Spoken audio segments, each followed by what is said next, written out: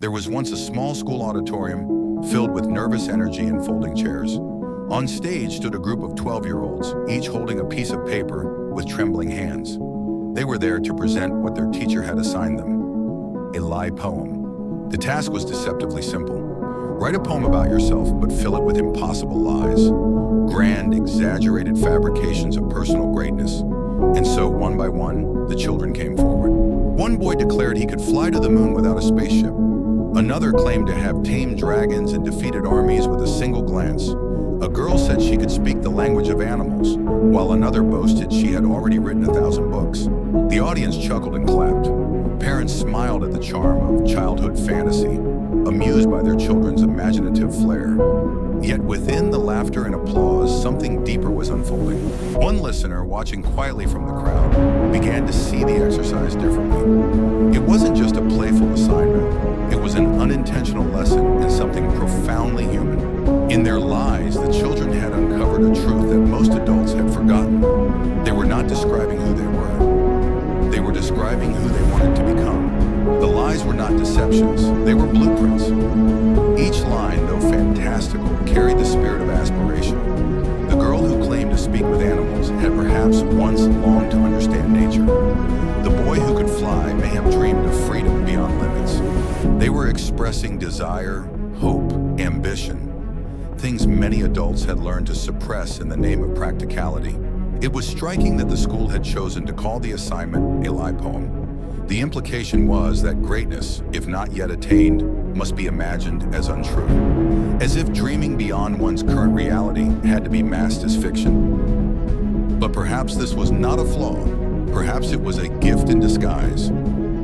For many people, visualizing success feels unreachable. To say I am confident or I am worthy feels false, because reality doesn't yet reflect those statements. And so the mind resists, it protests, it doubts. But when greatness is couched in imagination, when it is spoken through the lens of play or poetry or fantasy, the resistance softens. The subconscious begins to listen. It begins to accept images it would otherwise reject. The mind cannot distinguish between reality and vividly imagined thought. It responds to images, to language, to repetition. When a person repeatedly declares who they wish to become, the mind starts to believe it. That belief reshapes behavior. Behavior reshapes habits. And over time, those habits reshape identity. This is the quiet power of vision, of rehearsing greatness before it exists. The child who imagines herself as brave may one day find herself standing up for someone in need.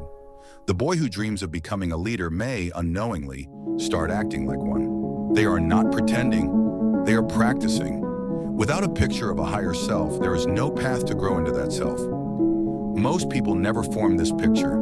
They live within the tight walls of what has already been proven, already earned, already validated by others. But growth is not born from certainty, it is born from possibility. To reach toward a greater version of oneself, one must first dare to imagine it. And if imagining it feels like lying, so be it. Let the lie be spoken. Let it echo in thought, in action, in intention, until it becomes the truth. There is no shame in saying, I am more than what I have shown. There is no shame in speaking of excellence before it manifests. What begins as fantasy can become foundation. History is filled with those who lied to the world before they became what they claimed. The athlete who declared victory long before it was won. The artist who believed in her gift before a single soul paid attention. The leader who spoke with confidence, even while carrying the weight of doubt. Their greatness was not granted, it was envisioned, repeated, reinforced. First in the imagination, then in the world. The lie, when told with purpose, becomes a declaration of intent. Children seem to know this instinctively. They do not ask for permission to dream. They do not require evidence before believing. They simply declare, loudly, wildly, joyfully, who they are becoming. They climb trees and call themselves explorers. They scribble on pages and call themselves authors. They dance in empty rooms and call themselves stars. Adults too often forget this language. They begin to speak only what they know, only what they can prove. And in doing so, they build lives that reflect only the past, never the possible. But possibility does not bloom in certainty. It blooms in imagination, in courage, in vision. To become more, one must be willing to say, "This is who I am," even before the world sees it. And if that feels like a lie, let it be the most powerful one ever told. Because repeated enough, with belief, with action, with patience, it becomes reality. That child on stage who claimed to have written 1,000 books may write her first one inspired by her own poem. The boy who tamed dragons may go on to face fear with extraordinary courage, not because the words were true and spoken, but because they became true through repetition and intention. This is the hidden truth behind the lie. When spoken with heart, it becomes prophecy. No transformation begins without vision. No greatness arrives without belief. And sometimes the only way to believe is to pretend, until pretending becomes natural, and natural becomes real. In the end, the lie poem was never about deception. It was about possibility. It was about stepping into a version of the self not yet visible, but deeply desired. It was about bypassing doubt to reach the heart of belief. And so perhaps the greatest truths of who we are begin not in what we know, but in what we dare to imagine. Tell the story, speak the vision, write the lie until it becomes the truth.